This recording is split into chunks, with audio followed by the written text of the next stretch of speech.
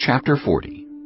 Some time later, the cupbearer and the baker of the king of Egypt offended their master, the king of Egypt.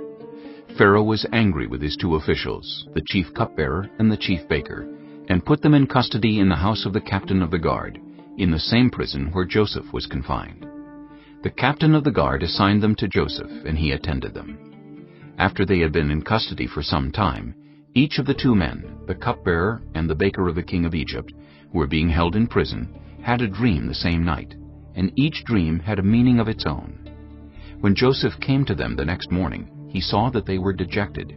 So he asked Pharaoh's officials, who were in custody with him in his master's house, "Why do you look so sad today?" "We both had dreams," they answered. "but there is no one to interpret them."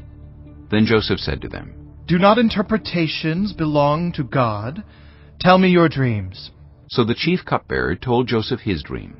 He said to him, "In my dream I saw a vine in front of me, and on the vine were 3 branches. As soon as it budded, it blossomed, and its clusters ripened into grapes. Pharaoh's cup was in my hand, and I took the grapes, squeezed them into Pharaoh's cup, and put the cup in his hand." "This is what it means," Joseph said to him. "The 3 branches are 3 days. Within 3 days Pharaoh will lift up your head and restore you to your position, and you will put Pharaoh's cup in his hand, just as you used to do when you were his cupbearer. But when all goes well with you, remember me and show me kindness. Mention me to Pharaoh and get me out of this prison. I was forcibly carried off from the land of the Hebrews, and even here I have done nothing to deserve being put in a dungeon." When the chief baker saw that Joseph had given a favorable interpretation, he said to Joseph, "I too had a dream.